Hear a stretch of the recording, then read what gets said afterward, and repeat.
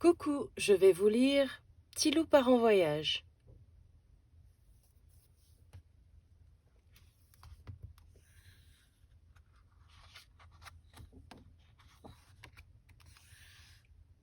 Aujourd'hui, toute la famille part en voyage.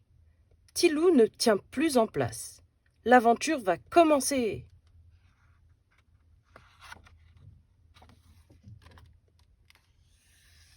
À l'aéroport, Petit loup ouvre de grands yeux. Il n'a jamais pris l'avion de sa vie. L'enregistrement des bagages, les avions derrière les vitres, l'embarquement, tout est nouveau pour lui.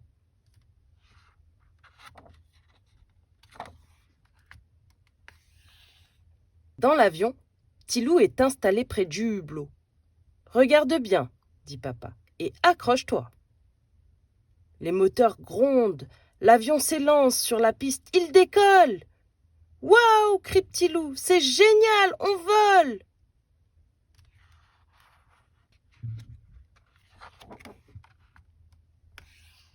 Devant son siège, Petit loup a une télévision rien que pour lui, et pour le déjeuner, on lui apporte un plateau repas avec plein de bonnes choses à manger.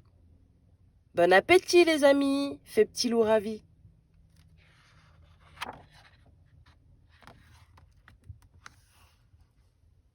Après un gros dodo, c'est déjà l'arrivée.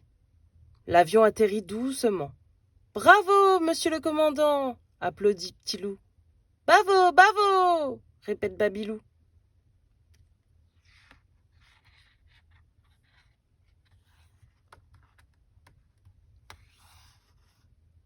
En descendant de l'avion, Petit loup reçoit une bouffée d'air chaud.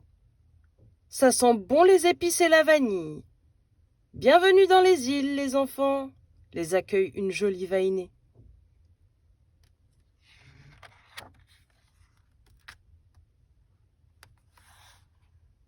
Sur la route, Petit loup pousse des cris émerveillés. Tout est beau, si beau qu'il ne peut pas résister. « Papa, papa, gare-toi s'il te plaît !»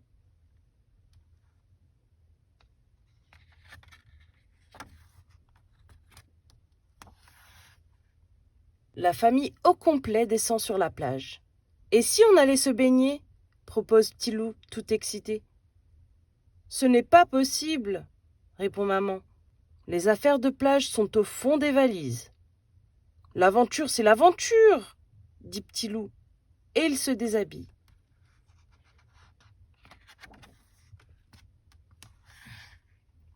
Petit loup s'amuse comme un fou dans la mer. Soudain, plouf! Voilà maman et Babylou. Et puis papa. « Tu nous as fait trop envie, » dit papa. « Youpi !» crie Petit loup. « Voyager, c'est le paradis !» Fin de l'histoire.